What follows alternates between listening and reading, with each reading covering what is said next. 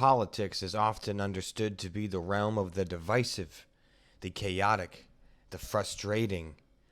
But the Tonic Accord podcast wants to bring back cohesion, harmony, and respect into political discourse. Much like a tonic chord in music theory brings two sides of the scale together with a middle note.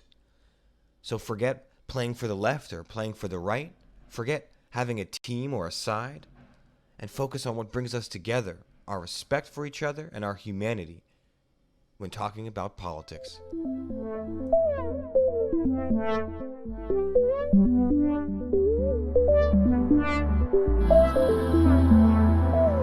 Hello, everyone, and welcome back to the Tonic Accord podcast. I'm here. My name is Drew. Of course, joined by my colleague Alex. And we are back after a little bit of a hiatus. We had to do some, just think life gets busy. We had to make some adjustments and some changes, but we are back in action now. We are excited to be doing the podcast again. And of course, the 2 weeks we take off happen to be some of the largest news stories of the year. So today we will be touching on pretty much exclusively on the Trump impeachment case and the whole scandal with his calls with Ukraine and now, I guess, China and others. So there's a lot to dig in here. But first, let's just say hi. Alex, how you doing? How you been? Hey, Drew. I'm doing pretty well. I'm currently coming to you guys from Madrid, Spain. So just warning, the connection isn't as good as my usual one I've had, but I think it should all be solid. But yeah, life is good. I went on a little family trip to Italy. Was kind of clenching my fist the entire time as I saw the news in Italian about what was going on and going, damn it, like Drew and I need to record right now, but I'm in a village with no Wi-Fi. So, but yeah, life is good. It's nice to be back. Sometimes a break is good because now we have a whole quiver of things to talk about, Yeah, absolutely. Absolutely. We do have a whole quiver, to put it lightly, and that is true. So yeah, I guess let's just, I don't know how anyone would not know, but for anyone that doesn't know, Trump, there's been official impeachment inquiry started by the House of Representatives against President Donald J. Trump. That is due to a whistleblower a few weeks ago coming out saying, well, not coming out, we don't know who that is, but a whistleblower going through the correct channels to whistleblow about a call that Trump had with the Ukrainian president. And the issue was leveraging military aid and just kind of pressuring him to do an investigation into a political opponent, Joe Biden. So there's a lot of issues that is arising, and people want to learn a lot more. And it's kind of snowballed into something bigger now because just today we've had a second whistleblower kind of come out and supposedly corroborate what the first whistleblower was talking about. Anything else? Anything I missed? I kind of skipped over a lot, but anything else you want to touch on as far as background? No, I think that sums it up pretty well. I did want to just touch for anyone who maybe isn't living under a rock, but maybe doesn't want to know all the information. I just thought I would kind of lay the background to what is going on with this Ukraine discussion, with the Biden connection, the Paul Manafort connection, and the connections to both Trump and Biden involving this. And so basically what happened is that the ex-Ukrainian president, Viktor Yanukovych, I think it is, he was basically a dictator, and he was ousted back in 2014, I believe. And it came out that he was the guy that Paul Manafort was living over there assisting.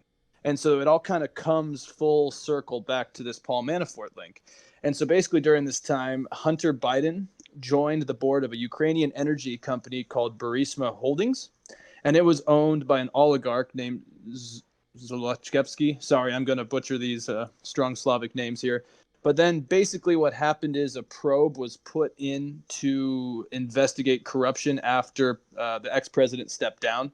And during this time, the Ukrainian investigator general Shokin, was asked to leave by Joe Biden because he was actually linked with several corruption charges inside the country. And then since then, the IMF, for example, halted a bailout program for Ukraine unless the country addressed its corruption issues. And basically this shined a whole light on several corruption issues going forward. And then since then, the Mueller investigation brought out Manafort's connections to Ukraine. as well as Biden's son's connections to Ukraine. And then now it's gotten kind of shady because Rudy Giuliani's met with some of these ex-Ukrainian leaders, talking about withholding evidence in Mueller's investigation, meeting with Shokin, that was the fired investigator general in Ukraine. And it basically, there's a lot of shade going on. I don't know where the shadow is yet, but it's interesting. I don't know what your thoughts are on just kind of this whole, I don't know, situation. It's certainly shady to say the least. I mean, I also think it's important. It's important to remember that the Ukraine is pretty much like completely dependent on foreign military aid to support its military against Russia. Obviously, earlier in the 2010s, Crimea was annexed by Russia. I mean, well, it was supposedly annexed by a paramilitary force that voluntarily joined Russia, but I think most people would just agree that it was Russia. Right.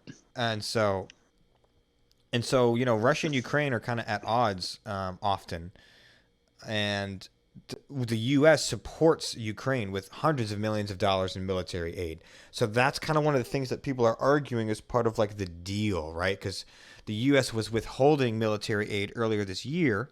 And then we have this transcript of the phone call that we hear where Trump is talking about, the military aid and offering it up again, but then he says you have to do us a favor. So that's where the kind of the quid pro quo and abuse of power charges are kind of coming from. Why are they investigating Biden's son? Well, Biden's son was an energy company, right? It was Ukrainian energy or oil. I forget which. Yes, it was an energy company, I believe. I think I wrote it somewhere here, but yes, it was a Ukrainian energy company. Right. So that company had corruption issues in the past. But NPR was reporting that this was before Hunter Biden joined the team, and in fact, it was after all the ousting you mentioned that this company wanted to change their image and thought that bringing on Joe Biden's son to be less corrupt would do that. So some people are saying that Biden wanted to get rid of this inspector general because he was going to, charge Hunter Biden with something. Well, I can see how it might look like that, but as far as I know, it was not just Joe Biden trying to oust this IG to help his son, but it was a multinational, like it was a lot of allies in the West calling for this guy to get removed because he was corrupt himself. It's very kind of convoluted and complicated, but currently NPR is reporting that there is no substantiated evidence of any corrupt wrongdoing by Joe Biden in his dealings with Ukraine. As far as we know, that could change. I don't know the whole story. You know what I mean? I'm not gonna say everything's clean, but as far as we know, the charges, the assumptions against Joe Biden are unfounded. Yeah, I think that's a good point you bring up. Is that I think you're right. I think people are trying to connect Joe Biden and the removal of Shokin just for family and personal issues. But you're right. I think we have to really look at, was Joe Biden doing it to protect his son, or was it just the fact that there was a lot of shady business being done and it looked like he was just being a politician that needed to force the Ukrainians to look into corruption better, and Shokin wasn't doing the job, Right, and again, Joe Biden was not acting alone. This was called for by the UK, by France, like a lot of Western allies were calling for the same thing, right? So this is a multinational effort and concern over Ukraine's corruption. Right, and Ukraine's prosecutor general, it's Lutsenko, did say that after an investigation, there was no evidence of any wrongdoing by the Bidens. But then the information kind of goes back and forth because Shokin, who was fired by Biden, told the Washington Post that he was removed over the Biden issue. So it kind of seems like a he said. But you're right. All the evidence does say that it was not over personal relations that he was fired. So right. So then this brings to my next point, right? So let's say, okay, so as far as we know, there's not much there wasn't a corruption thing with Biden and his son. That could change. Let's say for the sake of argument, we do find out something, or someone has found out something, sketchy about Hunter Biden. Well, there are correct channels to go through to bring that concern to the correct people. the one of the main issues here is that Donald Trump did not do that. That's not what's going on. In fact, and what the problem is Trump is calling the president himself and sending his personal pro bono lawyer Rudy Giuliani to Ukraine to talk to these guys, which is not the correct channel if you're trying to expose corruption at a government level. And Right. so that's another one of these issues where it's like, it's kind of like Trump and Giuliani and even, Barr are acting kind of like outside the scope of what they're supposed to. And that's what the whistleblower is talking about. The whistleblower is talking about an abuse of power and going through the incorrect channels, where the whistleblower went through the correct channels, which is why, there are correct channels for whistleblowers that we need to uphold and protect so that things like this can be brought to light. Right. And I think you and I talked about this, multiple times about whistleblowers, and the fact that you're right, there are proper channels, and I think whistleblowing should be protected. It's a crucial part of a democracy and of weeding out corruption or a lack of transparency when need be, and I think that the big Republican talking point right now is that, well, it was a secondary source. Adam Schiff had talked to this guy weeks before and how he might have helped him draft this, which I think is total BS. But second off, to me, it didn't sound like this whistleblower had political motives. To me, it sounded more like there was a lot of chaos and panic inside the White House.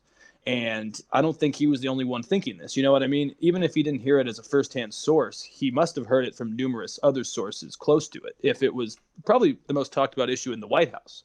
And so I'm curious to see where this goes, but it's clear that even last week during the hearing that it was on television, the one time I caught English news, they even the higher ups on both sides agreed that whistleblowers should be heard. But the problem is I don't think the president, again, respects our institutions as far to let this happen. And it really concerns me to a certain extent because I don't know how far he would go. We know he's unhinged, Right, and we've had multiple government officials say that the whistleblower is credible, and and not not unhinged and not politically biased. Right, I forget who testified last week. It was was it Atkinson? I think his name. Yeah, he said as far as his knowledge,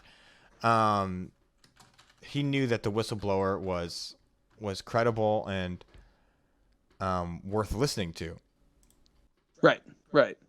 And so I mean, the problem is, do you think there's a quid pro quo enough to deem this potentially illegal and possible for impeachment? You look, like, here's the thing with like quid pro quo, right? Like, people are looking at the transcript. One, it's a rough, like the transcript, like Donald Trump and the White House released a transcript of the call in an effort to kind of quell to clear the smoke around what happened. Well, in fact, it actually makes it even worse because one, it's a rough transcript. It says right on the document, this is not a word to word transcript. It's a rough transcript that it's like, so we don't know exactly what was said, but what looks like what was said was they were talking about the restarting of military aid, which was being withheld earlier in 2019. Trump was talking about restarting $400 million of military aid to Ukraine. And the Ukrainian president says, okay, great. And then right after that, Trump says, I would like you to do us a favor, though. So even though it's not going to be like a, hey, you do this and I do this, tit for tat, like that's usually not how people talk anyway, right? Like quid pro quo is never going to be someone saying, hey, this is the quid pro quo part, like it's going to be like that. Like, hey, you do a little bit of this, but I need you to do me a favor. And then that's kind of implied that, if you want to get the military aid, you got to help us out.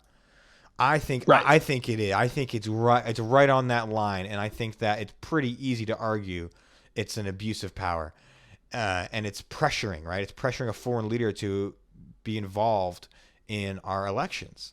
I mean, that alone is huge. Even if you don't have the military aid on the table at all, even just going to foreign leaders to investigate your political opponent for the pretty obvious reason of damaging your political opponent, that alone is impeachable in my opinion.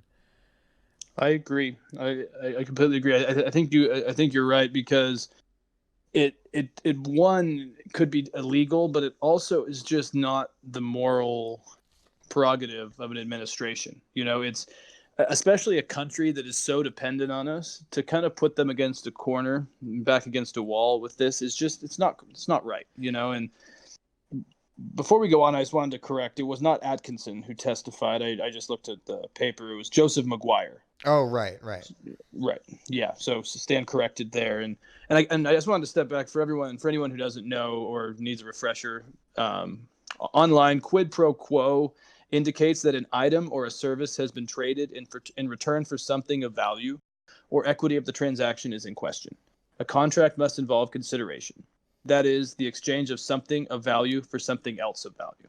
So, like I think you summed up well, is it what was he trying to get out of this meeting, and was it for personal gain or for something worse? You know, and I think though what scares me is that how deep does this go? Because it seems that Mike Pompeo might have been on the call. Trump now seems to be alluding that Mike Pence was aware of these actions. Obviously, Rudy Giuliani knows what's going on, and he keeps shooting himself in the foot when he goes on these interviews about it. And I'm just curious, how deep does this go in the State Department? And they always joke about deep state on the right, but this to me is looking more corrupt than anything they keep blaming the left for doing. You know? Yeah, and again, like, you know, we like, especially something so serious as this, like, you know, I think in general we just got to avoid. We should avoid being like left versus right. Like, this is like, is this American or not? And it's just to me, it's un-American, right? To like go to a foreign leader to ask for aid in like damaging a political opponent in an election that's like currently going on, basically. You know, and again, it's like what's the old saying? Like, if it walks like a duck and it talks like a duck, it's probably a duck. We know that, you know, George Stephanopoulos interviewed Trump earlier this year, or maybe late last year, I forget, but it was earlier this year, and he was talking about like, would you accept aid against a political opponent from a foreign government, or would you call the FBI? And Trump said, I think I'd maybe do both. I don't know. I've never called the FBI in my life. I think I would at least listen, right? So he just admits he would accept aid against a political opponent from a foreign government, which is unethical. You know, Rudy Giuliani earlier this year said he's going on a mission to Ukraine by Trump to do something. So he alluded to it then. I don't know why he did, but he did. Like, it's like this has been in the works for a while, and it seems like I don't know, it just seems like very in character for Trump. Like, Trump doesn't really have an understanding that this is taboo. Like, well, that's now he does, but I think to him he's just at that level where he just wants to get information and get help from people he can leverage from, because he's the whatever, he's like the deal maker, he's the business guy. So to him he's just doing deals, but he doesn't realize like these deals are hurting our institutions. Right. And I think you're right. I think that's the bigger picture that just terrifies me about this is a lot of the right in this are kind of willing to die on the hill over this with Trump, you know, and I don't know if that's where the Republican Party wants to die, defending Trump with this, you know. What always comes to my mind is the fact that this, was it 300 million or a billion? I have it here somewhere. I think it's in the millions. The military aid. Yeah. Yes. I think you're right. I think it goes over 400 million in aid to Ukraine. I think that money they withheld, if you think about it, that was military aid that helped a pretty violent civil war. So by us holding off that military aid, we could probably say that there were Ukrainian civilians and innocent lives lost because we didn't hold up to our side of the contract. And I think that's ethically horrendous. Right. You know, and so, I mean, I've never been for impeachment up to this point. You know, from prior things, just because I don't think impeachment usually works, especially with the Senate so pragmatic and in their corners as they are, because no matter what passes the House, it'll probably not even get listened to in the Senate. Yeah, it won't. But at this point, no, I mean, but at this point, I really have concern about this man and how fit he is to run this country, you know. But my big issue is that after the Mueller investigation not exactly being as exciting as people were hoping, and not being as implicating legally on Trump as people were hoping, I think this is almost the story of the Democrat Party that cried wolf too many times, and now there's something serious, and I don't know if people are going to take it as seriously. You know what I mean? I mean, it's early and people are emotional, but we'll see in a couple of weeks. I'm curious. Right, and I think the speed of which it goes is going to matter a lot because I think you're right. I think a lot of people, especially maybe middle right, and obviously on the right side for sure, are going to see this as another witch hunt, another attempt at the Democrats to take down Trump any way they can, and it is that. I mean, let's be real. The Democrats are looking for any reason to take down Trump. Like, that's true, but this is something that's definitely worth doing. And I think I agree with you. Like, if there's any time to try impeachment, I think it is now because we're at the point where, I mean, just recently, just this last week, he did it on TV again. He said, China should investigate Biden. And it's like, dude, like, everyone is telling you, like, the whole point is that we don't want foreign actors influencing our elections on our legal process. If you really have a concern about corruption and Biden, if you have some kind of evidence that we don't know about, go to the correct channels. Go to the FBI. Go to the CIA. Go to us. Go to Americans and get this done. Don't ask China. So, like, if you're right, like, if there's any time to try impeachment, it's now. But that being said, it's not going to go through the Senate. And in fact, I wanted to touch on previous impeachments in American history. So the only two presidents to be impeached by the House of Representatives were Andrew Johnson in the 1860s and Bill Clinton, neither of which were impeached by the Senate. So they were not forced to step down. So no one Right. there's actually been no president that's been fully impeached by the entire Congress and forced to leave. Nixon Right. left on his own accord. Clinton didn't leave. He stuck around, and so did Johnson. So it's as far as what's gonna happen to Trump, I don't think we're gonna see him being forced out of the White House in handcuffs or whatever. That's definitely not gonna happen. And we've already heard from Mitch McConnell. Uh-huh. We've already heard from Mitch McConnell that he's going to block any impeachment votes. He said that at a meeting. Like before it even starts, it's done. But I still think it might be worth doing to let people know that, like, there is a line we have to draw somewhere, at least in the House. I think I think that's a really good point, and it's worrying to me that it seems that a majority of Republicans are willing to fight and die on this hill, and I don't. I'm curious behind closed doors how many Republicans would actually tell you that maybe what Trump did wasn't technically illegal, but is that the moral standard and the moral precedent that we want to send to our presidents, to our population, to our youth, that if you're nervous about your election or you are playing dirty politics, you can just call to our adversaries at times to spy on our elections. And I just think it's a dangerous precedent, and I really think Republicans are going to be just astonished in a few years. And I'm glad to see that a couple Republicans have stood out, like Right. Ben Sass of Nebraska. He said that there's a lot of troubling things going on, and Republicans ought to not be rushing to circle the wagon and say there's no there when there's obviously a lot there that's very troubling. And I mean, it's good to hear, but it's not enough. Or the House Minority Leader, Kevin McCarthy, was on 60 Minutes on Sunday, and I think he's a pretty smart guy, but I've never seen someone sound so stupid defending Trump. I mean, he hadn't even read the transcript because when it was quoted, the part about we're going to need a favor in return, McCarthy didn't even know that part was in the transcript. Right. And it's really concerning to me. Right. And I think that's the issue, right? Because you have a lot of people up for a re-election soon. You have you still have a very diehard Trump base. So some of these guys, they have their constituency is Trump fans.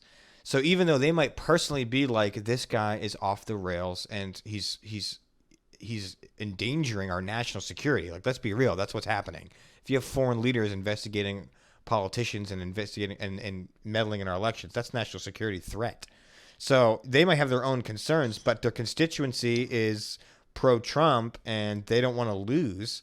So they're gonna toe the line as far as it's a witch hunt against Trump, so they doesn't get reelected. It's a shame. It's a shame that's where we're at in our democracy. But that's why you might have Republicans have their personal opinions behind closed doors, but then go on Fox News and say what needs to be said. You Yeah. do have some Republicans, right? You have the guys that are running against Trump, like Bill Weld and Joe Walsh. They're saying, he's completely unpatriotic. He's crazy. He's a lunatic. The whole thing. But I think a lot of the guys that are up for re-election next year are just going to see if they can wait out the storm. But it's a shame because they're trying to wait out the storm when in reality, in an ideal world, they should be holding the executive office accountable. That's what our checks and balances are for. Yes. Yes, it's so true, and that's the part that we still haven't had happen yet, which was a big difference in the Nixon impeachment eventually ending in his resignation, was that Republicans pretty much, I think so about 60% of Republicans had turned on Nixon by then. Right, right. And that's just something that I've been telling people this for years. I don't see that ever happening in this landscape. We've No. got a lot less pragmatic since then, and it's interesting. 538, I think it was 3 days ago, had a poll out that actually said that more conservatives, more independents, and more liberals all support impeachment. Obviously, citizens, not politicians. And that's normal right after this news breaks, right? People are going to be more emotionally heated about it. So we'll see if those numbers stay up. But I think it is telling that Trump is not doing as popular with a lot of moderates as the media like to portray him amongst moderate conservatives. And I think you're right. I think if there's a time for impeachment, it needs to be now, because we need to kind of send this message home, is that he is morally unfit. I mean, did you see the interview or the press conference when he was with the president of Finland? Oh, it's embarrassing. Yeah. Yeah, I mean, that's not a man that should be talking on anyone's behalf. He shouldn't even be talking to Melania's parents at a family dinner. I mean, this guy. I mean, let's be honest. Like, he is unhinged. I know that was what's her name's book. I don't know. There was a book that came out of called Unhinged by who was the lady that worked in his that was on The Apprentice. Was that African American lady? Yes. Well, I forget her name, but I can see her face. Yeah. Yes. Yeah, she wrote the book Unhinged. I used to think it was kind of just a joke because she was pissed at him, but now it's starting to make sense now. But well, I mean, what do you think is good about impeachment and what are bad? Like, there must be some cons to this, because impeachment is not popular all the time. No, well, the cons is that it drags out. It becomes another like Mueller thing where the Trump dominates the narrative about it, and it becomes witch hunt 2.0, and it turns out to help him because like we mentioned, the Senate's not going to do it. He's not going to get impeached fully. He might get impeached by the House, but that'll be it. Then he's sure as hell not going to step down. He's not that kind of guy. So he's not gonna get drug out of the White House. So if it drags out super long and he dominates the narrative, which, let's be real, for all the wacky crap he says, he does know how to dominate a narrative because he's the loudest in the room. It could end up helping him.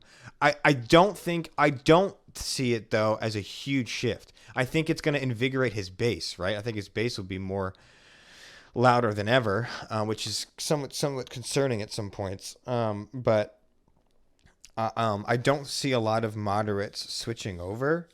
But basically, I just see it as kind of what you said, like the Democrats crying wolf. If it takes a long time and it doesn't really go anywhere, it just might sizzle out and just be another like waste of time, another Mueller report where even if you uncover things that are concerning, no one does anything about it and life goes on. Yeah. Best case scenario though is it's quick. It's quicker than the Mueller report. It goes deeper, and we start uncovering serious concerns to the point where even maybe some like surrounding people get resign. Like if you had Barr resign or Mike Pompeo resign, Rudy Giuliani charged with a crime. If you start to see some real stuff happening very quickly, you might see some maybe battleground states like a Michigan or an Ohio, some people in the middle that are just like blue collar workers that thought that that going against China would be good for them. They might be like, I've had enough of this guy. His base in the deep South and stuff, right? That's not going to change. But I'm hoping that the moderates in like Wisconsin we'll see that this man is unfit for office. Yeah, I think you're right. I think it is crucial the timely nature of this and the effectiveness. Point blank, you're right. If they start, you know, circling in on people, and if Giuliani has to testify, that could be Oh crucial because man. that guy can't keep his mouth quiet. I mean, he might be the worst attorney I've ever seen working for the White House. Yeah, he is. And I would. yeah, and Grab the popcorn because that would be a fun. oh That would be god, a fun interview. oh yeah, and I mean, like yeah, and I think you had a point. Is Axios had a very good point, an article on impeachment and how it would actually potentially help Trump. And it brings up a point is that if Americans see their economic fortunes tied to whether Trump is impeached, it could make it really hard on Democrats.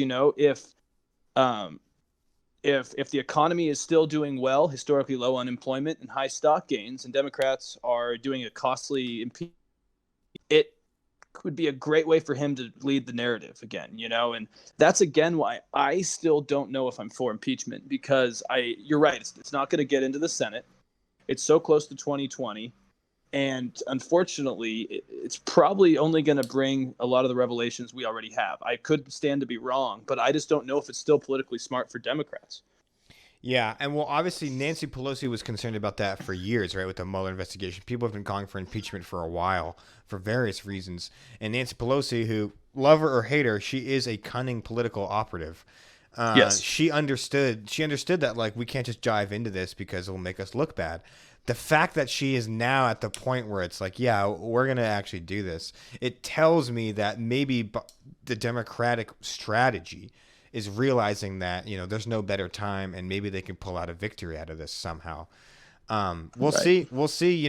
Trump is still consistently one of the least approved presidents in history. Again, the reality of our political system is it comes down to 6 or 7 battleground states. So that's where really we're gonna have to see this change. But I don't know, man. It just sucks that impeachment is such a you know, it's basically getting like a warning, right? Like it's not even really anything, especially in this, like you said, in this climate, it's not going to lead to anything like physically removing the president. But it is in our Constitution for a reason, and we've had presidents that needed to be impeached for very good reasons, right? Bill Clinton. Right. Bill Clinton lied to Congress. Gosh, I mean, it seems so trivial now, but he did. Like he lied to Congress about something, and that's an impeachable offense. Richard Nixon, the whole Watergate scandal, of course, that's an impeachable offense, covering up spying on an enemy party. But I think Yeah. I think now that we're in such an environment where it's people have loyalty to their parties instead of loyalty to the country. Where I do believe that a lot of Republicans in Congress understand how dangerous Trump is as far as national security, but they need to get reelected. They need to toe the party line. Yeah. Yeah. It's worrying, man. And like you said, there are impeachable events and actions, and I guess for me, impeachment has always been more of a pragmatic check. And I think the reason why it's a president's never been actually removed from office is because I think the founding fathers, they were very pragmatic in the way they developed things. And I think they wanted to keep it from emotional sways or situational events, like for the example of the House wanting to get rid of Trump and the Senate not. And I think they created this slow system because it's true. The ballot boxes should change it. But my issue with the way it's been set up is that this is a man with every passing week seems to throw us deeper into the swamp. We're Right. now swamping the drain. We pretty much swamped the drain in every way possible. And I want to hear more though. Like turning it a little to this way is I want to hear the Democratic candidates speak out a little bit more about this, and I want to hear them because Joe Biden's been relatively quiet.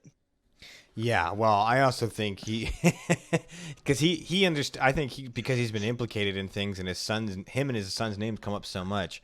I think he needs to. He's like walking on eggshells, right? Yeah. So I think he needs to be very careful about what he says, especially since in the past he's not been very careful about what he says, and he's had a lot of gaffes and goofs and splurves. That it's like I imagine his whole team is telling him just shut up, let this Right. let the narrative go away from you. Like Just- if you're named in some corruption things, then like don't say nothing. Even if you did something or not, I would be like, let the narrative focus on Trump. Um, Yeah, yeah. The big thing with Biden that does kind of irritate me a little bit is I guess I don't like the state of just how these things work, where the son of a vice president pretty much is able to get influence in a Ukrainian company, and I just don't like. It's kind of this. no, This I seems like don't a like it Clinton's either. 2.0. This Yes. seems again like the Clintons, is, and I mean the Trumps. Let's not be wrong, but it's just I don't like that. That pretty much if you have power, you can be involved in places where you probably have no right being. You Oh, know. 100%. 100%. For anyone listening that thinks we're just, anti-Trump and pro-Biden, that is not the case. I think Biden is exactly like Clinton, where he's a member of the Democratic political machine, and he thinks he deserves it because it's his time now. And it's like, dude, no, man. Like, you're not a shoe-in. You're an elite. You're an elite like the Clintons. Obviously, your son just has a energy. He's on the board of an energy company in Ukraine. Like, that's elite as elite gets. So it's like, yeah, no, man. Like, yeah, I agree that it's definitely troubling. Um, Hunter Biden do with his stuff in Ukraine. There's no evidence of like actual real corruption of as far as what Biden did to remove that IG.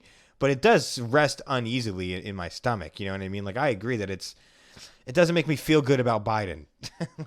No, No.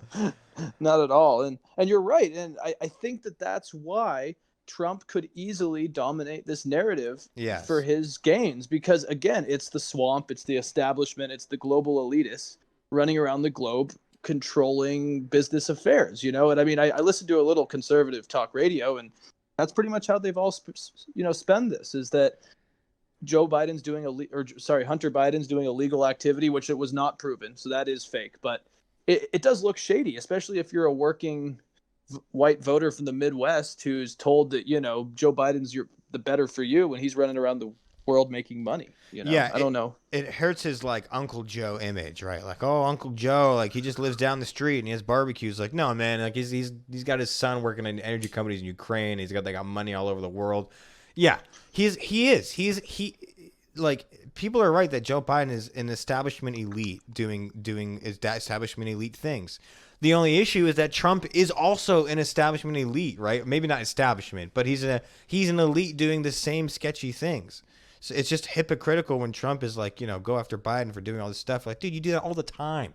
You do that all Right. the time. Your son-in-law is buddy old pal with Saudi Arabia. They're all doing it. It's just like who can dominate the narrative more. It's just it's so bothersome.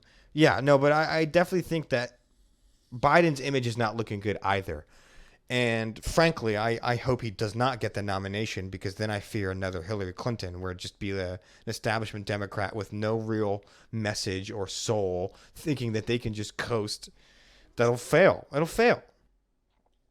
Yes, you're right. And I do though. I have to say I think Biden could do better than Hillary because back we talked a while ago where I still call a lot of Obama's voters the Obama Biden, that blue collar Pennsylvania voter that Mm-hmm. went to Trump. I do still think he could get some of those, but you're right. These stories recently have not been good for him.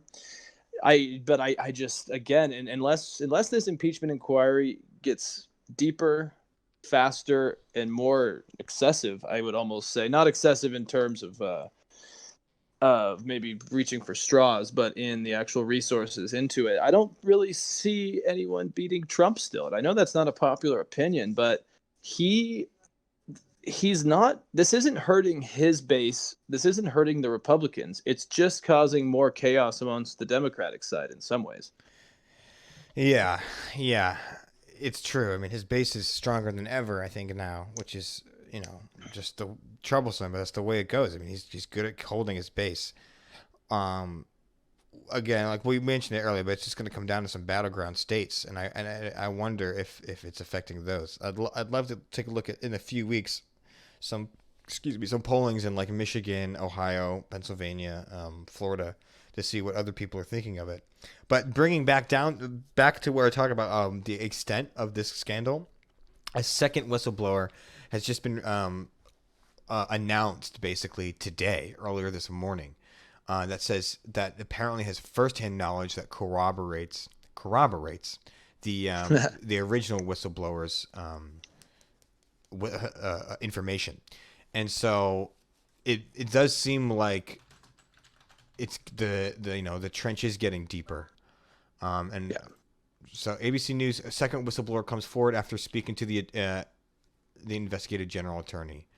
So again, about whistleblowers, we mentioned before, because Trump has said, he's mentioned comments like, what we used to do to spies in the old days, insinuating that they were killed, which is what spies were done in the old days. He's saying that the whistleblower is a spy on his administration. Lindsey Graham today said that the whistleblower should have a testimony in public. A lot of this goes against why we have whistleblowers in the first place. Whistleblowers are supposed to be anonymous so that you don't feel scared to come forward with potentially damaging information about corruption or an abuse of power. It's very important that we understand what whistleblowers and their purpose are. In the past, whistleblowers, like you'll see people making connections like Edward Snowden and stuff, who is a whistleblower, but he went to the press first, which is an illegal way to do it. It's a good way to get the message out, but that's not the correct channel to do whistleblowing. The two whistleblowers, as far as I know, that we've seen on this scandal, have gone through the correct channels, going to investigative generals, going to government institutions that look into this, and remaining anonymous, which is important. It's just troubling when you have Trump saying that the whistleblower should come forward and we should, insinuating that we should harm them. It's very scary. Yeah, it really is, and I really hope that it's just his tough attitude and his strong man persona, and it's a lot of empty threats.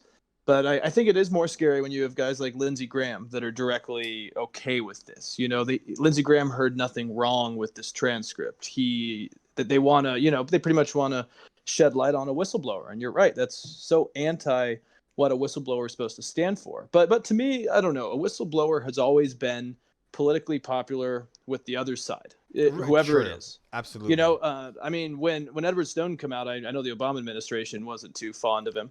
No. And it was same with Julian Assange. And, it's just, a whistleblower is never going to be popular with both sides. I mean, for his credit, the Obama administration never said anything. But it's true. Whistleblowers are just never going to be popular. Yeah.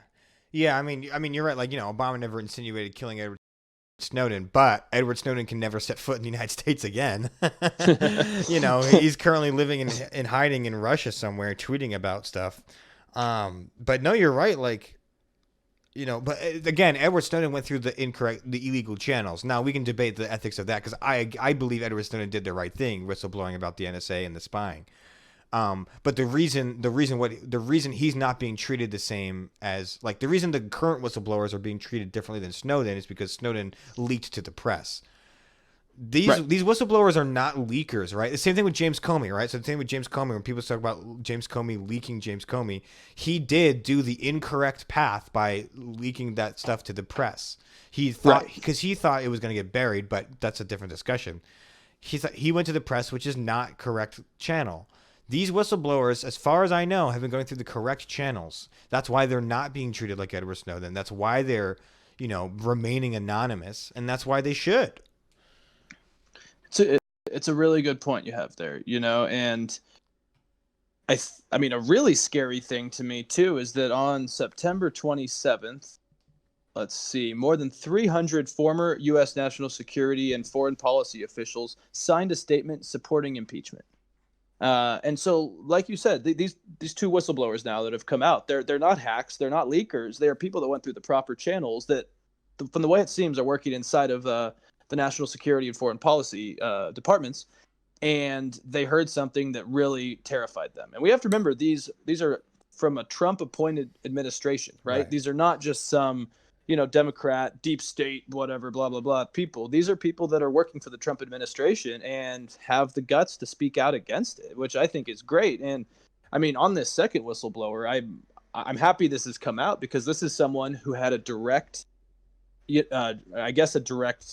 ears. I mean, heard it directly, saw it directly, whatever it may be. Right, and primary this source. Pretty much, exactly, primary source. There we go. And it pretty much shuts down the Republican talking point of it was a secondary source, right? So this is big. I think eventually, I hate to say this, but I would almost think, though, eventually a whistleblower is going to need to go public, because I don't think if it's just a whistleblower with the kind of the paranoia on the right over a deep state, unless this person comes out, I think, and faces the cameras, I really don't know if there's going to be any weight to it. What do you think about that? I think sadly you might be right. It's unfortunate that's the case.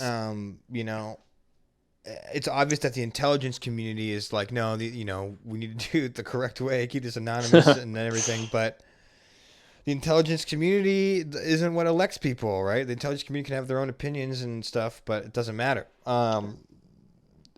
It's a shame. It's a shame because I think if the whistleblower had to come out publicly, even then they would be ridiculed to the teeth. And I also think that their lives could be in danger. I think there's enough crazy people out there that would want to do something that if I was the whistleblower, I would fear for my life if my name got revealed when you're talking about leading to the impeachment of a president. Yeah. I mean, no matter who the president is, I would be fearful. You know what I mean? Like, that's why Edward Snowden now lives in Russia. God. And Julian Assange was rotting away at an Ecuadorian embassy. Yeah, exactly. Yeah, you're right. You're right. No one does it for fun. No. I mean, but I'm curious now if this is going to be a snowball effect, where we're going to have a large number of people start speaking out as whistleblowers, obviously not out in the open. I'm also curious about Mike Pompeo. There's something for a long time that's rubbed me wrong about him. I know he's qualified, smart, and does have a long career, but he seems to me like a partisan hack. And if he's directed the State Department to, act in a very partisan way, then I'm worried about that. Yeah, well, ignoring subpoenas and stuff. There's just so many bad precedents that are being set by this administration that it's just really worrisome. Of like, I mean, I understand that a lot of people view the House as being constantly trying to do oversight and stuff, but to ignore subpoenas about a pretty serious charge is just like, it's scary. It's scary what's going on. It won't last forever though, whether it's another term or not. Eventually, all these guys will be out. So I think we need to get rid of all of them personally. But it's become a swamp. It's like a swamp. I don't care if Democrat or Republican. I just want people in there that value American institutions and value our national security. You know what I mean? Like I really do feel that like Trump is not a patriot. I don't think he views things in that term. I don't think he cares about making America a better country. I think he cares about himself. I think you're completely right, and that's not a good precedent to set. Right. And I think history will be. I think Republicans, and I mean, I know it's a cliche thing to say, but I think Republicans need to look in the mirror and go, do we want our grandkids to read about how we let Trump walk all over us? Yeah. I think the Republican Party, if not in the next election, but within the next 15, 20 years, I think the Republican Party is going to do exactly what you said, have a good long look in the mirror and change as a party. Because I do believe that it's important to have a party that values fiscal conservatism and government responsibility and, a strong military. That's all good things to have. And having a party that supports that keeps the Democrats in check as far as government spending. But the party today that call themselves Republicans are anything but. I agree. And so, I think this might be a good place to kind of wrap it up here. I mean, we could go on for hours here. But sure. I think we just are going to need to see. I think you pretty much hit it right between the eyes, is that I think it's going to be about time, speed, and efficiency with this impeachment inquiry. Yeah. And if it doesn't go quick, I think we're going to have to wait to 2020. Yeah, I think so. I think so. I unfortunately, just like the Mueller investigation, I think the most likely outcome is this will just sizzle out as another scandal to tack onto the list, and we'll just have to see what happens at the voting polls. Yeah. All right, guys. Yeah. Well, thank you for tuning into this saucy episode of Tonic Accord. We would love to hear what you think. Should Donald Trump be impeached? Why or why not? Do you think what's your opinion on whistleblowers? No matter what your opinion is, we want to hear it. Give us a comment. Shoot us an email. Whatever you feel is necessary. But we would love to have any sort of feedback at all. And again, you can find us on YouTube. The Tonic Accord, Podbean, Apple Podcasts, and Instagram and Facebook. Just look for the Tonic Accord and look for the light bulb with the TA, and you will find us. Thanks, everybody. Have a great week.